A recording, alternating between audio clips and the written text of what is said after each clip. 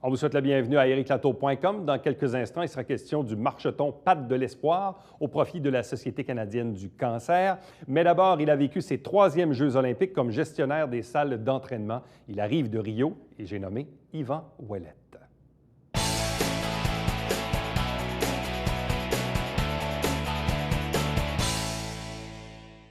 Il est de retour de Rio après avoir vécu ses 3e Jeux olympiques, non pas comme athlète, quoique c'est peut-être une forme de sport aussi, d'être gestionnaire des salles d'entraînement des équipes canadiennes. Yvan Ouellette, bonsoir et bienvenue. Bonsoir. 3e Jeux olympiques, quand même.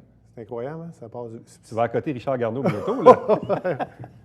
Mais comment on devient gestionnaire de salles d'entraînement pour l'équipe canadienne et comment on fait pour faire 3 Jeux olympiques comme tu l'as fait? C'est une histoire de contact, c'est quoi? Ouais, je pense que c'est une histoire de contact. De un, il faut savoir qu'on évolue, nous, dans le milieu de la haute performance. Donc, mon collègue Alain Delorme, mon partenaire d'affaires, qui est un préparateur physique de réputation nationale et à la limite internationale. Donc, on fait des contacts. Puis, lui, ça a démarré, en fait, à Beijing. Puis, c'était Alain qui était à Beijing à ce moment-là, comme préparateur physique de water polo puis de synchro, en tout cas, quelques équipes comme ça. Et là, le COC avait voulu mettre en place une nouvelle structure pour aller plus loin dans l'aide aux athlètes. Puis Alain faisait partie des comités, puis là, de fil en aiguille, bien, il a fait la tâche, la première ébauche de ce travail-là que moi je fais à Beijing. Puis après ça, bien, là, il est venu, puis après ça, il y a eu Vancouver, mais Vancouver, il y avait déjà une équipe qui était là-bas. Après ça, il y a eu Londres, où là, moi, j'ai été appelé pour intervenir. Et depuis ce temps-là, mon rôle grandit, effectivement. Donc, tu as fait Londres. Londres. Sochi et le Rio. Et Rio. Et en quoi ça a évolué, en quoi ça a changé entre Londres, Sochi et l'expérience de Rio là, qui vient de se terminer? Il faut comprendre que le mandat du COC, c'est d'abord et avant tout, là, de façon très simple, c'est de s'assurer que l'athlète qui arrive au jeu, l'athlète et l'entraîneur, qui sont les deux personnes les plus importantes au moment des Jeux, l'athlète étant la personne par excellence, c'est de faire en sorte que cet individu-là n'a aucun tracas, qu'il y a une chose à se préoccuper, c'est de sa performance. Fait que pour qu'il se préoccupe de sa performance, il faut enlever tous les irritants qui sont à côté. Fait que c'est la nutrition, c'est l'habillement, c'est le transport, c'est la sécurité, c'est, j'ai dit vêtements, mais c'est la santé physique et mentale, etc. Et aussi la préparation. C'est là que moi, je rentre en ligne de compte. C'est la préparation physique avant, pendant, après la compétition, la préparation, l'entraînement. Donc, c'est ça notre rôle. Donc, parce que là, quand même, tu étais là pendant combien de semaines? 5 semaines. Au total, c'est un gros mandat. C'est 5 semaines. Ouais. Là. Parce que tu étais là, quoi, début juillet, mi-juillet? Ben, c'est ça. Je suis parti le 20 juillet, je suis revenu le 24 août. Bon, fait que c'est 5 semaines là-bas. Je présume que dans les semaines qui précèdent les Jeux olympiques, le mandat, ça consiste à s'assurer d'avoir les bons équipements pour les athlètes. En fait, et tout ça, c'est quoi? C'est pas les semaines, c'est les mois. C'est les mois précédents parce que moi, ma marchandise, les équipements, les appareils ont tous quitté Montréal, au port de Montréal, au mois de mai. Okay. Ils vont revenir ici au mois d'octobre, mi-octobre, fin octobre. Tout ce stock-là, il est parti pendant un bon bout. Ça part par bateau. Ce n'est pas fourni par la ville haute des Jeux? Non. Il y a un centre d'entraînement qui est fourni par l'OCOC, le comité organisateur des Jeux, mais ce site d'entraînement-là il est sponsorisé, là, commandité par Technogym, donc ça devient un gros show pour leurs équipements. Et ce n'est pas des surfaces qui sont nécessairement adaptées aux besoins des athlètes d'aujourd'hui. Mais pour ce qui est de l'équipe canadienne, donc vous assurez d'avoir les bons équipements, de les faire parvenir là-bas puis de les installer à l'endroit désigné. Les installer, mais c'est aussi pour s'entraîner au village, mais des fois, c'est des appareils qui ont besoin sur le site de compétition, sur le site d'entraînement.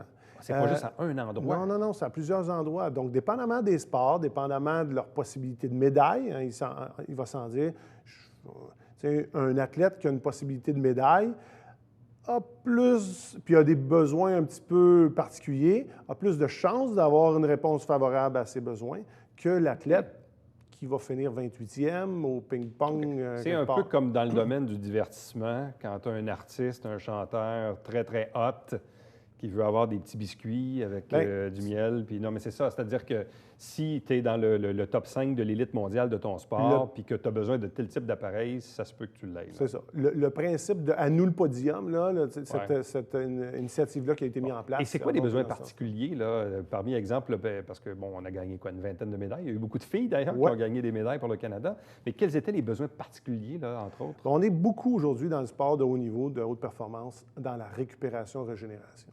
OK. Donc, ces athlètes-là, que ce soit à tous les niveaux, puis il faut être sur place au moment des Jeux pour comprendre comment on élève d'une coche. Là, tu regardes alentour de toi et tu dis « Wow, je suis dans une classe de gens à part. Là. Moi, je suis à 6 et 2. Normalement, je me ramasse dans un endroit public. Les gens je me sens pas petit. Ouais, c'est ça. Et là, je me sens petit. Je suis impressionné par la stature des individus, des athlètes qui sont là, autant chez les hommes que chez les femmes. Donc, c'est des gens qui poussent la machine au maximum tout le temps, sont sur la edge. Fait que ces gens-là sont toujours sur la fine ligne entre je brise ou je performe. Ils essayent toujours d'aller au maximum.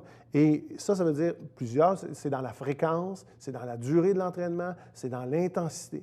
Donc, ils poussent la machine au maximum. Et pour ça, bien, il faut être capable aussi de récupérer. Parce que si je récupère et je régénère rapidement, le lendemain, je peux recommencer à m'entraîner. Le surlendemain, un gars comme Michael Phelps, qui court, qui fait je ne sais pas combien de compétitions, c'est excessivement exigeant. Les gens ne saisissent pas à quel point... Dans une même journée, là. Dans une même journée, là. Même Usain Bolt puis De Grace, là, quand ils ont couru entre leur 100 et leur 200, tu sais, là, c'est un sport, tu te dis, hein, ils courent 10 secondes. C'est quoi dans une vie? Oui, mais il y a toute la préparation avant ça, puis l'explosivité que ça demande, l'effort que ça demande.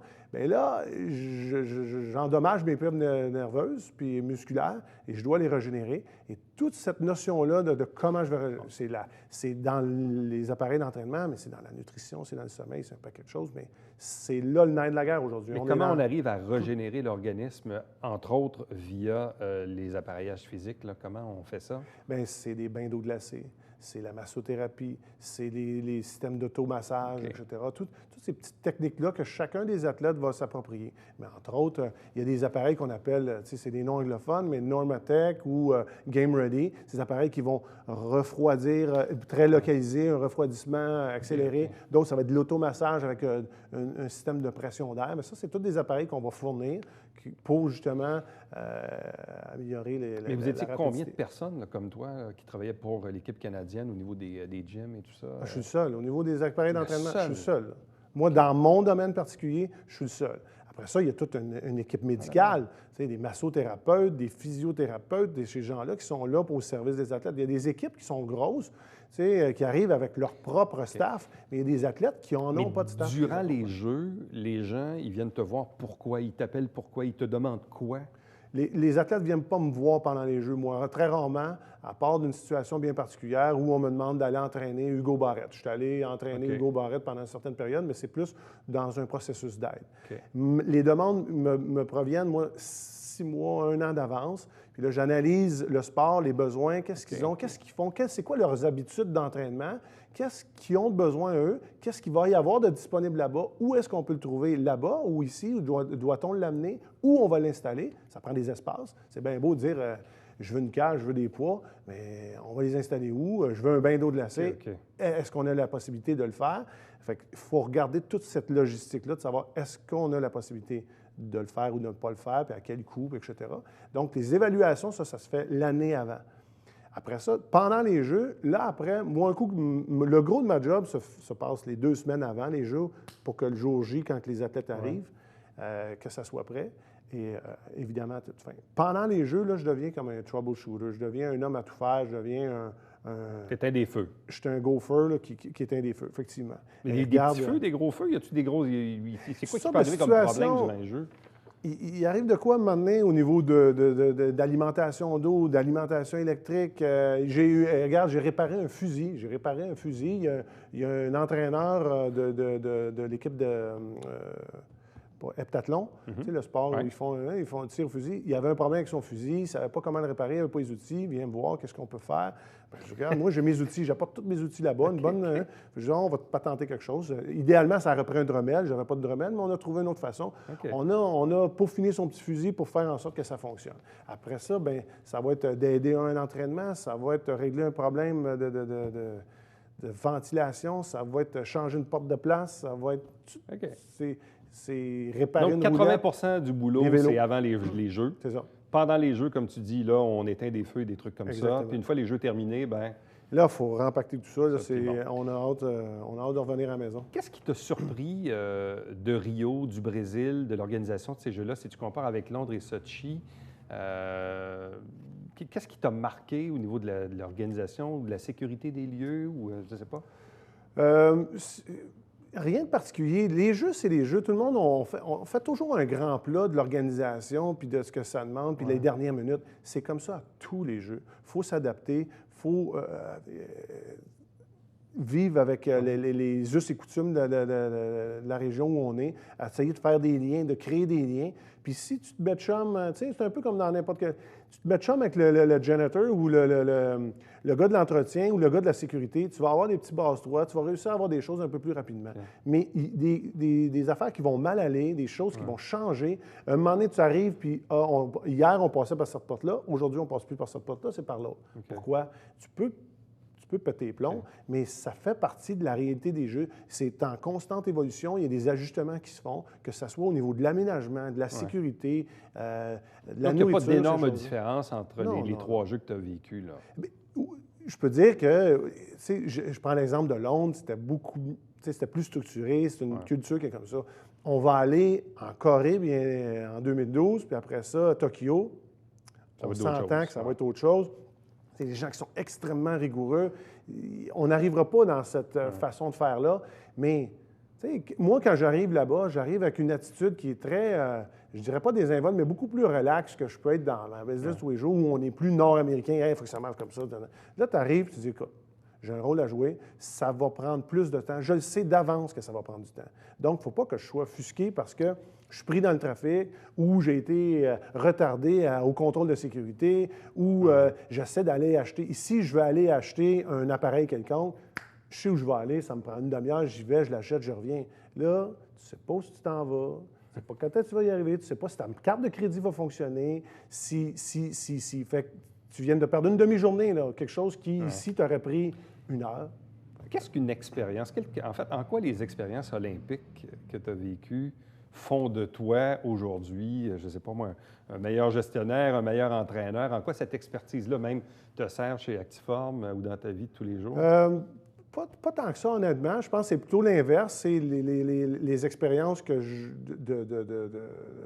en tant que gestionnaire qui font en sorte que je suis mieux équipé pour faire face à ces travaux-là.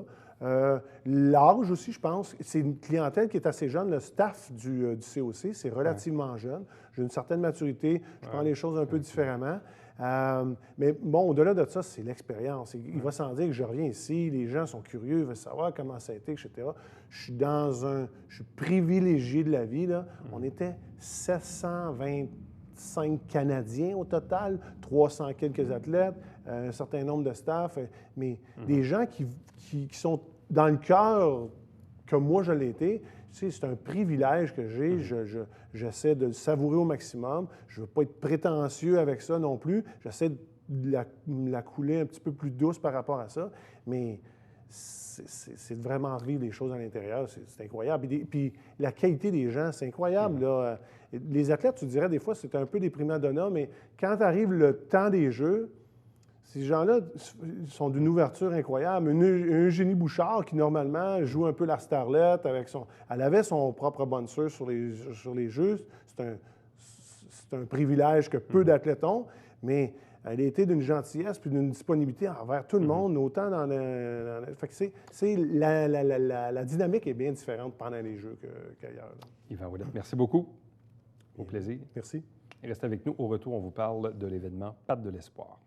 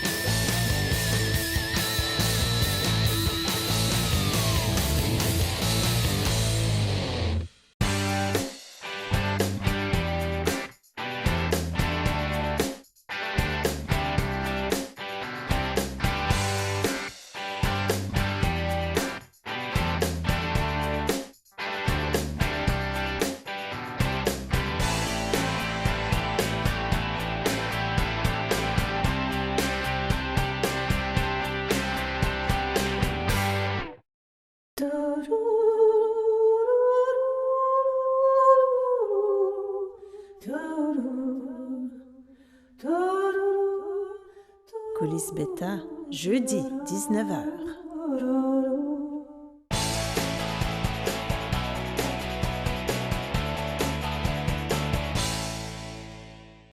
Dimanche, le 2 octobre, dès 9 h le matin, sur la bande du canal de Chambly, l'événement Pattes de l'espoir, c'est un marcheton. 3 invités pour en parler. D'abord, Emmanuelle Aubry, qui est coordonnatrice à la Société canadienne du cancer ici dans la région. Bonsoir. Bonsoir. Accompagnée de Gabrielle Labbé, qui est responsable de la programmation pour cet événement. Bonsoir. Oui, exact. Et accompagnée du docteur Marie-Claude Duval, qui est vétérinaire et porte-parole de Pattes de l'espoir. Bonsoir et bienvenue. Bonsoir. Bon. D'où vient cet événement et pourquoi est-il lié à la Société canadienne du cancer?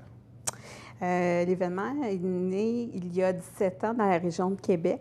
Donc, pour cette année, il y a 8 événements Pattes de l'espoir à travers le Québec reliés à la Société canadienne du cancer.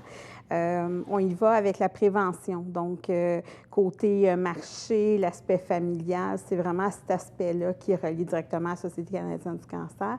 Le chien est l'ami fidèle de l'homme. On peut l'utiliser beaucoup en zoothérapie aussi. Donc, c'est pour ça que c'est un bel allié avec la Société canadienne du cancer. Bon, quel type de programmation aurons-nous pour cette journée? Bien, en fait, c'est une programmation qui est dirigée vraiment vers les amateurs de chiens, les propriétaires de chiens, évidemment. Donc, c'est un événement pour eux et par eux, si on veut, parce que il va y avoir des kiosques, des exposants qui vont être là pour présenter différents services pour les propriétaires de chiens. On va avoir également, après la marche, il va y avoir différentes activités, dont un quiz sur le comportement canin qui va être mené par Joëlle Hamelin, qui est une spécialiste en comportement canin de la région, dans le coin de Mont-Saint-Grégoire, si je ne me trompe pas. Et également, on est chanceuse d'avoir eu la proposition d'Isabelle Gauthier de Au cœur de votre toutou, qui, elle, est sur la Rive-Nord. Elle fait plusieurs Pattes de l'espoir, d'autres événements là, sur la Rive-Nord. Et puis, s'est proposé de venir ajouter, bonifier la programmation de notre premier événement avec une démonstration d'agilité. Puis, elle va permettre aussi aux gens là, d'en faire avec elle ensuite, là, moyennant une petite contribution pour la société. Donc, c'est vraiment une belle addition à la programmation. Docteur Duval, comment vous a-t-on approché pour devenir porte-parole de l'événement Pattes de l'espoir? Bien, c'est Mme Aubry qui m'a appelée. Je pense que je m'implique au Canada français, ici, puis j'ai déjà une visibilité, alors je pense que c'était un peu ça qui était recherché. Et puis, de fil en aiguille, le lien s'est fait, et puis je me suis impliquée à la Société canadienne du cancer. Bon. C'est intéressant de pouvoir intégrer notamment les chiens dans une activité intéressante pour le public. Oui, c'est une bonne cause, etc. Mais comment voyez-vous cette implication, cette intégration des animaux à cet événement qu'on appelle Pattes de l'espoir? Bien, je pense qu'on en a déjà parlé au point de vue de la prévention, au point de vue de la zoothérapie, pour le cancer, mais pour plein de choses, dans le fond, autres aussi, là, mais l'animal est une bonne porte d'entrée pour aller chercher les gens, je pense, différemment de ce qui est déjà fait par la Société canadienne. Hein. Bon. En même temps, aussi, quand on parle de prévention, on le sait, parfois on tourne ça un peu en dérision, mais on se dit, est-ce que c'est le chien qui fait marcher le maître ou c'est le maître qui fait marcher le chien? Je ne sais pas si vous avez des cas comme ça dans votre bureau. Bien, en tout cas, j'essaie des fois de faire marcher le chien, puis ça fait marcher le maître. C'est ça. Mais en même temps, la marche, c'est souvent l'une des premières activités que les médecins vont dire à leur monde. Veut dire, marchez, prenez l'air, faites des activités. Des fois, les gens disent, oui, je m'achète un chien pour aller marcher. Des fois, ça ne marche pas tout le temps, mais c'est souvent l'une des idées. Donc, c'est intéressant de pouvoir intégrer les chiens à cet événement, Emmanuelle. Effectivement. Le concept, c'est vraiment un événement familial. Il y aura un pique-nique familial sur place. Donc, on invite les gens à apporter leur nourriture, des tables de pique-nique. En fait, ça va se faire au parc de quai, donc à l'entrée de l'île Sainte-Thérèse. On utilise tout ce parc. Donc, aire de pique-nique, il va y avoir une scène de l'animation pour enfants aussi. les coûts aussi sont différents un peu. On demande 10 d'inscription par toutou.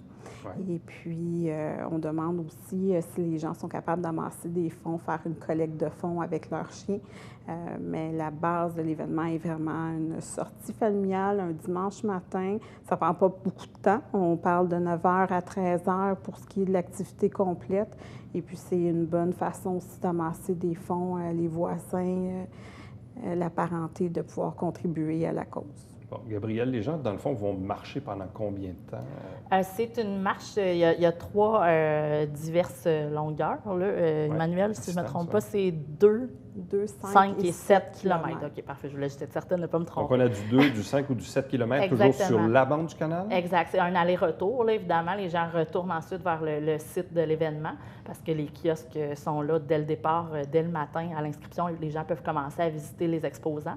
Avant la marche également, il va y avoir une démonstration de canicross avec les canis sportifs, qui est un regroupement là, qui fait de la course avec le chien. Donc, le canicross, c'est ça, c'est une course avec son chien. Et puis, il va y avoir un réchauffement également avec offert par Gilles Grendel. Et puis, l'animatrice de l'activité, c'est Claude Surprenant qui est là. Donc, beaucoup d'implications du milieu. Là. Oui, les gens veulent vraiment là, que ça fonctionne, cet événement-là. On veut que ça soit récurrent, en fait. Oui. On veut que ça revienne année après année. Ça a été très apprécié. Mondou est un commanditaire provincial. Donc, Mondou a remis 40 000 $ dans leur campagne qu'ils ont faite fin juillet, début août, où qui incitait des dons à la caisse ou le lave-toutou de remettre des dons. Donc, 40 000 $ qui est distribué à travers les 8 événements qu'on a dans les Pattes de l'Espoir. Donc, on est chanceux d'avoir un partenaire majeur comme Mondou. Puis il offre des beaux cadeaux aussi pour les propriétaires de chiens. Là. En tant que propriétaire de chien, moi-même, je trouve que le paquet cadeau qui est offert est très intéressant versus le 10 $ qui est une contribution qui va à la Société canadienne du cancer. C'est quand même intéressant là, de repartir avec des petits cadeaux aussi pour le toutou. On parlait tantôt du volet, évidemment, prévention, mais également la zoothérapie. En quoi les animaux ou les chiens, dans ce cas-ci, peuvent jouer un rôle auprès des personnes qui sont parfois atteintes du cancer? Je pose la question parce que chez nous, l'un des 2 chiens qu'on a accompagné une dame qui est décédée du cancer et nous, on a eu le chien comme 2 ans après. Et c'est très drôle parce qu'on dirait que le chien a des comportements parfois qui sont un peu liés à de la protection ou à de l'accompagnement, etc. Comment les chiens peuvent-ils jouer un rôle auprès des personnes malades? Bien, par leur présence, simplement. Ouais. Ils sont là, peu importe l'état dans lequel on va être, plus triste, plus impatient. Si on les ignore une journée, ils n'auront pas de rancœur le lendemain. Alors, je pense que c'est une présence qui est réconfortante et puis c'est important dans ces épreuves-là. Et puis, il y a aussi, ça me vient à l'esprit, on parlait de la marche, mais c'est préventif, mais aussi, ça va faire que ça va peut-être imposer de sortir, puis de voir des gens, puis de rester actif. Est-ce que les chiens ont... parfois, les gens disent les chiens ont des émotions, un 6e sens, sentent parfois quand le maître est anxieux, va pas bien. Est-ce que c'est vrai, ça, que les chiens ont cette espèce de capacité émotive dans la relation avec leur maître? On veut bien le croire. C'est certain que plusieurs de ma clientèle, plusieurs personnes de ma clientèle sont convaincues de ça. Puis je pense que, comme je dis, on veut bien le croire. Il y a certains types de cancers qui sont même détectés maintenant par les animaux, mais par les chiens. Là. Alors, il y a définitivement proche d'un 6e sens.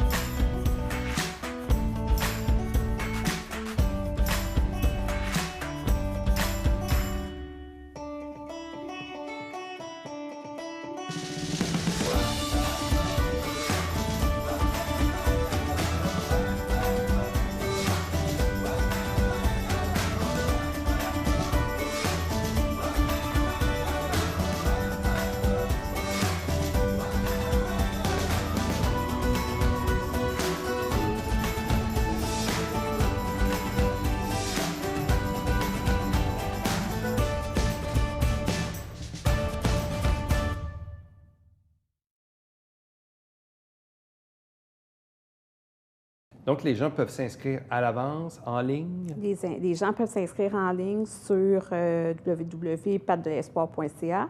Ils peuvent venir en kiosque aussi chez Mondou le 15 et 16 septembre, en soirée, donc 16h30 à 20h30. Nous, on va être là, on va pouvoir faire les inscriptions. Ils peuvent aussi s'inscrire le matin même sur place. Donc, on prend les inscriptions. Comme on disait, il y a un petit foulard qui est remis à Pitou, il y a un petit cadeau qui est remis, un sac cadeau offert par Mondou. Il y a des tirages aussi de cartes cadeaux offerts par Mondou dans toute cette campagne-là aussi. Donc, je pense que c'est un bel événement, comme je disais tout à l'heure. Est-ce que vous êtes fixé un objectif de nombre de marcheurs? On aimerait avoir un minimum de 50 chiens. Okay. Donc, pour une première édition. Oui, exactement. 100 marcheurs environ, si on calcule 2 mètres par chien, puis un objectif financier à peu près de 5 000 $. Là, ça serait un beau succès pour une première édition. Pour une première édition, mais qu'on souhaite évidemment une récurrence. Là. On aimerait bien, oui. Il y a plusieurs vétérinaires aussi de la région qui s'impliquent. Donc, même si les gens ne participent pas à la marche, peuvent venir participer à l'activité en venant. Il va y avoir des coupes-griffes offertes par des vétérinaires. Donc, tous les profits vont être remis à la Société canadienne du cancer. Il y a des vétérinaires de Chambly aussi qui s'impliquent. Là, on est allé... Alors, dimanche 2 octobre, dès 9 h, sur la bande du canal de Chambly, mais on parle ici de l'entrée de l'île Sainte-Thérèse. Exactement. Donc, à côté, le premier pont, c'est bien celui-là, hein? Le pont Neuf. Le pont Neuf ou l'autre Neuf, parce qu'il y en a un autre qui est oui, plus neuf. Oui. Ça dépend de quel pont on parle. Numéro 9 ou pont 9? Oui, c'est ça. C'est du côté de Carignan ou du côté de Saint-Luc? Donc, proche du parc d'hockey, du côté de Saint-Luc, Chêne-Vert, Jean-Talon. C'est bon. Je vais juste préciser pour que vous soyez au bon endroit. Bien, merci beaucoup et bonne chance. Merci à vous. Restez avec nous. Au retour, le Babillard quotidien.